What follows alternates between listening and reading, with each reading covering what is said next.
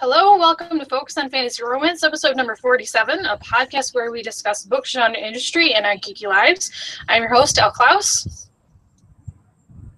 I'm A.R.D. Clerk. Paulina what? Electra. And today we have Stacy Reddy with us to talk about her new upcoming release on October 21st. So, Stacy, why don't you introduce yourself? Thank you for having me on your podcast. My name is Stacy Reddy. I live in Fort Worth, Texas, and I have a full life as a wife, mother, and work in the IT industry, but yet I've still managed to find time to put the dreams that I have into words and share them with you. So, how long have you been writing then? So you said you're working and you're a mother. How long have you been writing? Probably 25 years. Was this one of those things where, like, you knew at a young age that you wanted to be a writer? Yeah, I started on walls, and then I moved to paper after my mom discouraged that. Crayons on the wall. So, how did you settle on fantasy romance as a preferred genre, or have you played around with other genres? Currently, I like to write back and forth between fantasy and then modern romance. I really like that, and then some historical romance. I just find that it's not the setting, it's the interaction of the people. It's that finding that unique thing about the two characters that draw them together, that unexpected connection that you don't normally find, that you wouldn't see. I mean, everybody knows that the cheerleader gets the football head captain, but what about that geeky girl with the curves and the sidereal eyes that, she's walking past the kind of the awkward boy with the shy smile in the hallway, and, the little skinny guy, and, he's giving him the eye. Who writes that story?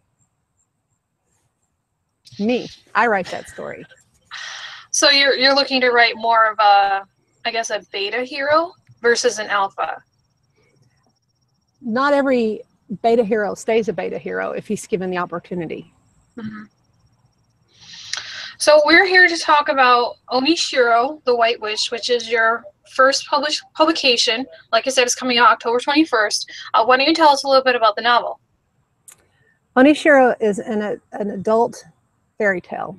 It's an epic novel about the struggle between what you should do and what your heart tells you to do, and the obligation that you have to the friends around you, and to yourself, and taking that journey of self-acceptance and finding your value and finding your name and finding your identity. That's really what it's about. And it's not just from the female character's point of view, but also the male character. And the novel is an epic, because we start off where the male character goes on a journey and he finds someone who is not whom he expects, but he still needs her and he needs the talents. So they go back to his homeland, and she's able to, using her insight and her history, however tragic it was, to be able to solve all the puzzles and fix all the problems when she couldn't fix them before. Where she was powerless before, she finds that she has a voice, and she has a brain, and she has a heart, and it takes all three of them to avert tragedy and find that happy ending that we all want. Right. I think innately having a happy ending is something that we all want when we're going to read romance, and I think that that's great. Fantasy novels and things of those sort. Anything to take us away from our normal daily lives. So tell us a little bit about your influences. Are there certain writers or artists in this genre or others that influence your work? I appreciate you asking me that question. Yes. I grew up on Andrew Lang's colored fairy tales, which didn't always have happy endings. They were more accurate to the fairy tales of the time, which really were stories, cautionary tales. They weren't like Disney stories. They were cautionary tales about, this is what happens when you reach out into the wide world. It might reach back, and you might not like that.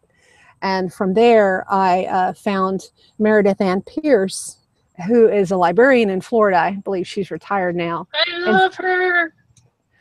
the Dark Sorry. Angel trilogy, the Dark Angel trilogy. Yep, that's my favorite. If you read Onishiro, you're going to go, oh my God, that's the Dark Angel trilogy. Okay, I'm on board. So that's the first of 3 books. And then of course, you know, we go from Meredith Ann Pierce, helps me through my dark angst-laden years of teens. And I, you know, careen head forward into young adulthood. And I'm not a typically traditionally beautiful person. You know, I have more curves and I'm awkward and I have carrot hair. And I grew up all over the world. I spent some formative years in Japan, and it really influenced how I see the world, because the world isn't just a tree and grass and sky. It's a spirit in the tree. It's a spirit in the grass. It's the God that oversees the seas and the sky, you know, that type of thing. And that is really spoke to me from their traditions, because they also had stories that didn't always end well. And I like that. The other author that really did it for me is Tanith Lee. And her Birthgrave novel, her first novel, that was transformative for me when I read it, because the character never had a name. You never knew what she looked like up until the end of the novel. And yet she was able to win a Nebula Award with it in 1975, and went on to write a trilogy about it. And from there, her female protagonist, tended to have, you didn't really know what they looked like. You only know what they felt and what they saw and what they heard and how they reacted. And it spoke to every one of us. It speaks to me. It speaks to everyone I've heard that's read these books, that we're all the same on the inside. We have all the same feelings and all the same emotions. That's why when I write about my heroes, he's not towering over her. It's real life. My husband's 2 inches taller than I am. He's an Indian from India. And he's a skinny little guy, and I find him to be totally fascinating. And I can't be the only one. Well, I better be the only one with him, but I can't be the only one to have this unexpected romance. We don't care. You know, we know how the story is going to end between the cheerleader and the head football captain, but how's it going to end for everybody else? Because there's a lot more of us than there are of the cheerleaders and the football captains. And that's the story I want to read. So it sounds like you definitely like to pull on your reader's emotional shoestrings a little bit. You want to tap into that connection with the reader through the emotion in your novels. And when I hear Onishiro, I immediately think Japan or Eastern. So do you have that influence in your novel? Are we going to see an Eastern influence as far as the lore, as far as the underlying themes?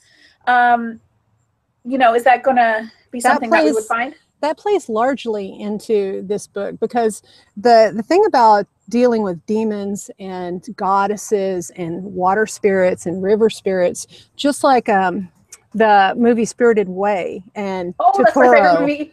Howl's Moving Castle, but then Spirited Away. Howl's Moving Castle, the hero is very much like that. The heroine is very much like that, where it's like they realize they have a responsibility greater than self-pleasure, that, that things their duty comes first, and they take that sacrifice willingly. But to that end, they're also given tools along the way from unexpected sources in the forms of riddles and in the form, and are they observant? Are they clever? Are they, cleverness is rewarded in Japan and in Japanese history. So in this novel, if you pay attention when you're reading it, you'll see that there are threads of things that occur that you go back and you go, oh, that's what she did. That's what she heard. Oh my God. And the challenge with hearing with hearing these things is that you never know. Okay, when someone tells you something, is it literal or is it figurative? If someone is your heart, is it literally your heart or is it figuratively your heart? And I play with that a lot, because I find that, just like life, it's multi-layered. It's not just one answer. It's gray, and sometimes it's both. And I try to represent that in my novel. So just like I've read novels over and over and over again, and I pick up things that I didn't pick up the first time, I hope that this novel, for my reader and for you, is something that you want to read over and over again and treasure. So in Eastern culture too, since we were talking about Howl's Moving Castle, and it brings me back to this. They also reward unexpected acts of kindness.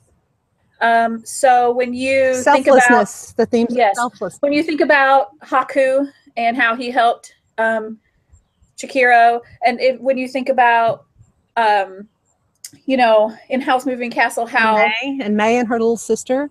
right, and she, you know, they took in the Witch of the Wastes, despite the fact that she was originally the bad guy. Right.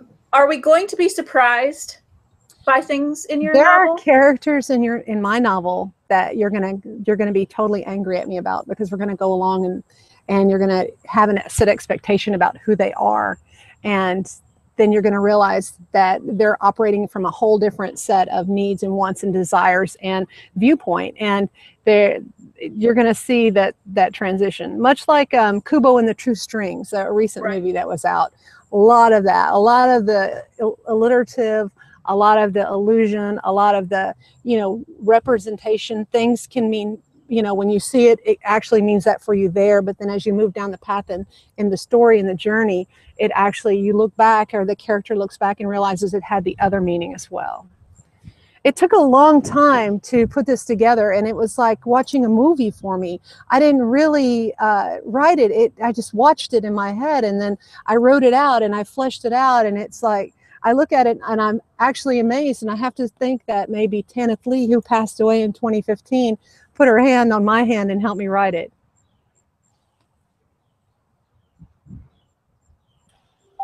Hold on. Okay. I'm like, it wasn't on mute. Okay. So anyways, yay, my turn. That's kind of like when you were talking about it runs through your head. People always ask me, how did you come up with your story idea? I look at them like, well, the thing you said last week when you pissed me off kind of worked. And we're queens of random. Us writers are queens of random. I look at things and I think about things and I see things. I see things on the internet. My character Tenzing, he's based on an actual Chinese actor who's a real person, but not as the real person, as a character he played in a Chinese drama called Princess Agents. And the fact that he was selfless and he was kind, and he played a character much like I wanted Tenzing, you know, and he smiles like I would see Tenzing smile. I was like, okay, this is Tenzing. In my mind, this is Tenzing. And from there, it went on. Now, my female character, Odernate, which, by the way, in Greek, or excuse me, Norse, means pale one. That's another thing I like to do is put these little Easter eggs in my stories. If you go look up the name, it'll be the name of what they are. She's a pale one. Tenzing for me, it was an Easter egg, because it's the name of the first Sherpa that ascended to what's the mountain in Nepal? You can tell I work out all the time because I don't know anything about exercise or climbing, but it's I don't know. But I do the same thing with names. I will choose, if my character has like a Japanese background, I will choose a word like that means that like wolf. Okami. So like in Bound to You, Okami Bernardi. And actually the old wolf. Name, you know, you have just like in Japanese culture, you hoard your true name. But you have your friendly name that everybody knows, but you have that true name. And when you're called by your true name, you are compelled to respond, to interact, to give a boon, to grant something, to provide help. So it's like someone reaches into your soul with your true name, but that's closely guarded, and that's part of it. I mean, you're going to see demons, you're going to see goddesses, water spirits. You're going to see what happens when someone makes an ultimate sacrifice and how it wears on them over a long period of time, but yet they chose it willingly. You know, that type of thing. And there's not just one character in love. There's several themes in you know, it's just not one love story. It's lots of love stories. That's what made it such a challenge to write in such a short time, because I had to, I work in IT, so I'm very detail oriented. So as I read my book, I have to look through and I write the part that I want to hold as my little secret to give you down here, and make sure that I actually give it to you down here. And I researched a lot of plant lore, because this Onishiro, which is a totally made up name, I think it means literally, I took the Japanese words white and witch or white and demon or something like that, or corpse goddess, you know, and I just shoved them together, you know, like flower pot or, you know, nothing that makes, you know, any sense, but it just had a nice ring to it. And that it just did. And that's how she got her name. And it's not what she is. It's not her name. It's more what she is. And we all get called names that we're not really, that we don't really feel that we are. And we have to shine through and prove. We have to show everybody, I'm not really this one. I'm this one. I'm something different. I'm something better. I'm transformative.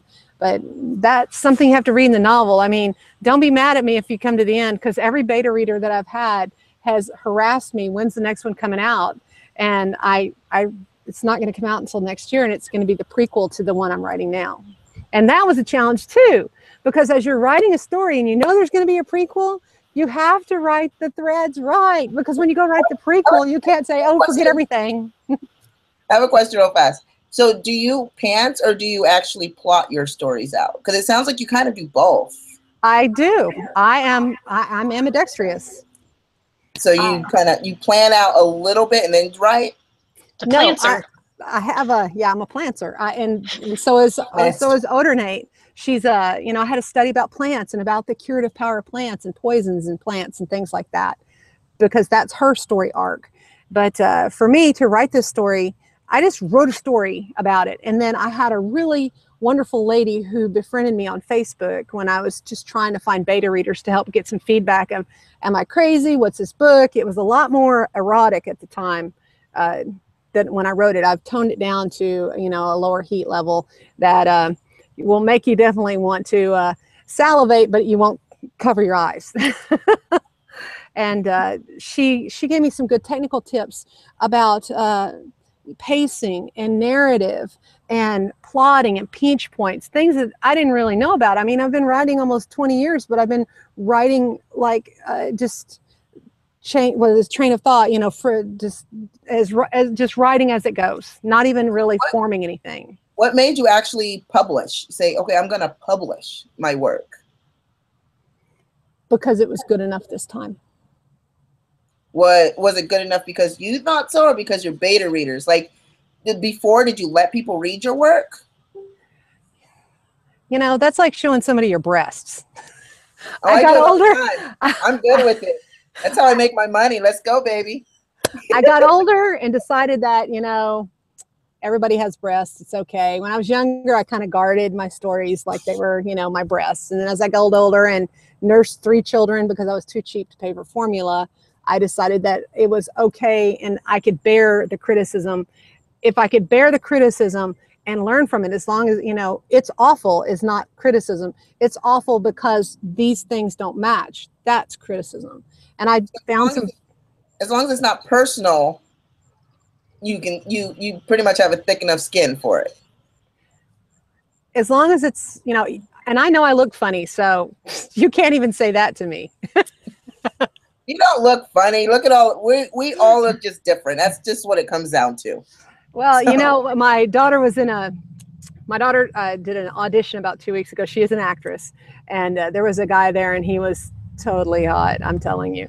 And I kept eyeing him, and I'm this dirty old woman. I'm almost 49 and he couldn't be more than 35. And I'm like, oh God, I'm going to ruin it for her. They're going to kick me out. And he said, why are you looking at me? I said, I can't help looking at you because you have ripples, and I'm going to call you Mr. Ripples in my mind for the rest of my life.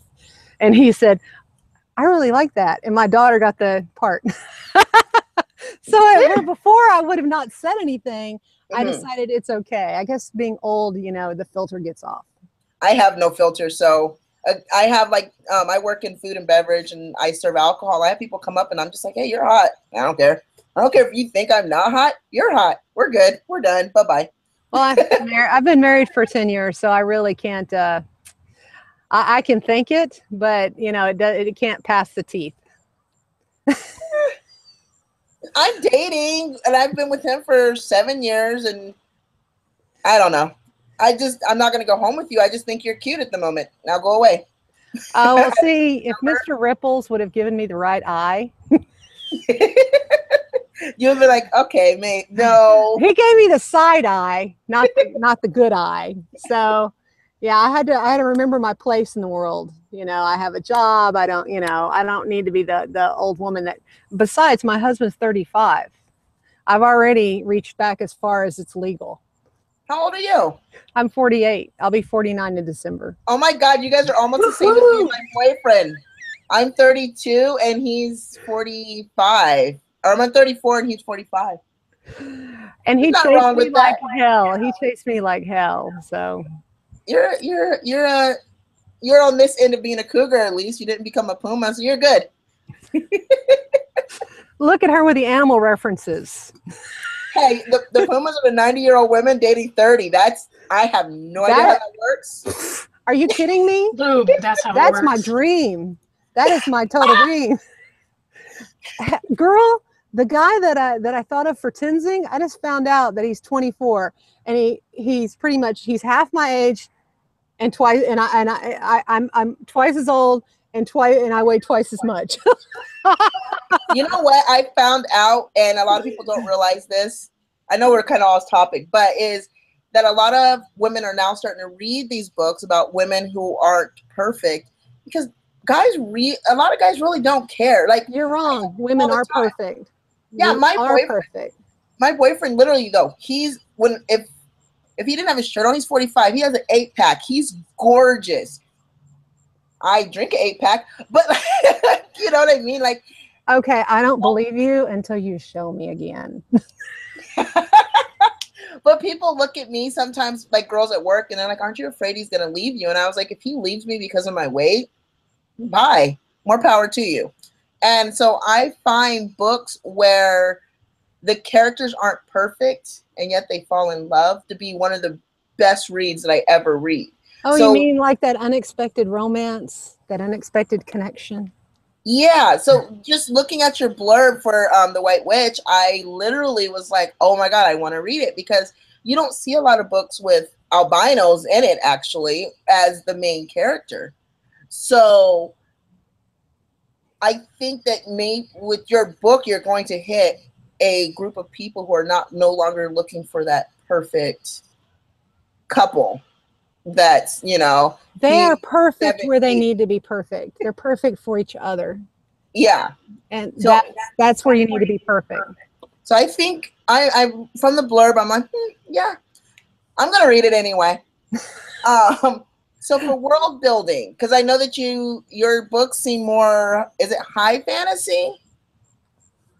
Eastern fantasy. Eastern fantasy. The world that you build, is it the world that we live in now, or did you actually build a kind of parallel or alternate world? Because my husband is Hindu, I have a lot more exposure to Eastern religions and how they believe and how they worship, because they just don't go to a temple or to a church. They believe that you are God. God doesn't exist in you. You have the power of a God, in that you have the power of a God to treat somebody in the way you treat people. If you treat somebody nice, that is a powerful thing, because you've transformed their day. You've changed their day. So you have the power to be a demon and you have the power to be a God every day. And that's Eastern philosophy, as far as Indian religion, just at the high level. And so I world built. I took all the elements that I liked from Japan and their mythology and their sea tales and their fairy tales, because they have thousands of years of written record of tragic love and the consequences of making the wrong choice. And I wholesale built it. I wrote out a whole religion. That's why this novel was a little bit of a challenge, because I had to figure out what didn't need to be in the novel, because I didn't want to overwhelm someone with everything. But it's an alternate world, similar to maybe the 12 or 1300s era of Japan and Europe. Okay, so some of the things you're going to notice, but what I mean by alternate world is like when they trade or when they do something else, you didn't have to build up a world in that aspect. No, it's understood. I mean, everybody is, it's only alternate in the sense that in the religion and the fact that fantasy exists, as far as demons are real in that world. Sea gods are real in that world. Water spirits are real in that world. And you have to be careful. you are going to pay the price. Gotcha. That makes sense. So that answered that question that I had. And Electra, you have questions? Yeah, I can go next. So is your in your book, are the characters is it clear that they're of Asian descent?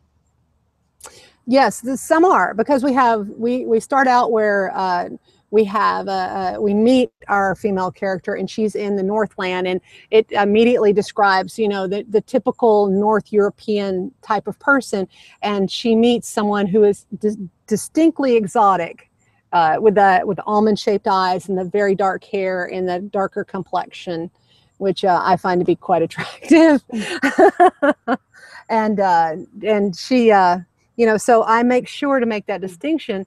But after that surface level distinction, we're still people. I mean, I wanted to do that. I wanted to say we all look different on the outside, but we still burn on the inside the same way. Now, the general consensus for, I would say, romance or industry, it's a very small audience for that type of book with the Asian descent and so forth. Those are my favorite books, I think. For me, they are, because I absolutely love, just like you said, the exoticness of them. They're just, it takes me out of my normal world and puts me definitely into a new place. Are you at all concerned at all about that? I don't know. Just about not reaching the widest audience? Yes. No, yes. I'm not writing trash. I'm writing what needs to be written. I'm weaving a fantasy. I'm writing an adult epic fairy tale. And the characters, you know, if you don't like them, keep moving. Go to the next one. I'm sure there's some schlock you can read where, you know, he sticks it in her and then they're all done. They pop up every week. I mean, it's there for you if you want it.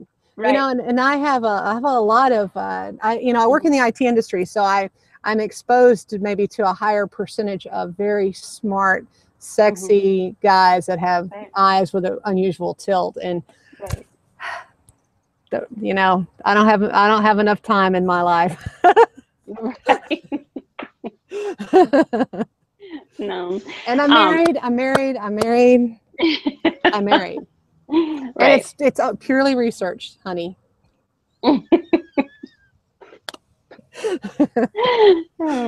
That's worked for me so far, so good. Awesome. Just research. I mean, I have a guy that calls me now, my book, The Confidant, that I've already written and I'm editing. I never met him. We worked together 2 jobs ago, but we worked remote, you know, in IT, that's very common. And I've seen his picture online. He is hotter than a firecracker. And he calls me and tells me all his deepest secrets. And he's so, oh my God. And he's like, well, we need to get together for lunch. And I'm like, no, because then you'd never call me again. So you just put them in your books instead, just drool. Yeah, you know, he calls me like every 3 or 4 days, and honey, it's business, honey. It's business. We talk about IT things, then he slides in his feelings, and then I slide in that I can't talk about mine. Yeah. Gotta set those boundaries. I swear to God, if I meet that guy in person, it would be life altering for, at least for 10 minutes. I think that's how I feel about Vin Diesel. Yeah, I would definitely hit that. But he's married to Wonder Woman, so you better watch out. He wasn't always married to Wonder Woman. Yeah, he's not married to Wonder Woman. What are you talking about? Yes, he is. Yes, he is. Yes, he is. Elle, you know, that's really funny. That's very curious, because my husband is also married to Wonder Woman. Mine too. Did y'all have any more questions, or are we going to devolve into talking about all the favorite body parts of Asian guys that we like? No. That was I'm just throwing it out there. That would have to be, I think, an episode all on its own. Yeah, we have we have mixers where we can discuss that later at another podcast. So you have a giveaway for our listeners. I do. Yeah, you said you would do an ebook copy of Onishiro, Absolutely. the White Witch. So in order to be qualified to enter to win, you do need to leave a comment on our blog, which is focusonfantasyromance.wordpress.com, and ask Stacy a question. That will enter you into a giveaway, and you'll be able to learn more about the book. So do that. And why don't you tell us where we can find you? I maintain a website called stacyreddy.com, and it is all about my books. And it's all about what I have, what's upcoming, a little bit about me, and a blog that I poorly maintain.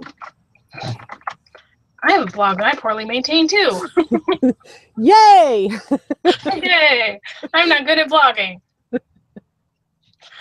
But thank you for joining us. If you like the podcast, please like, comment, and share. If you listen on iTunes, please leave us a review. This has been episode number 47. Good night. Night.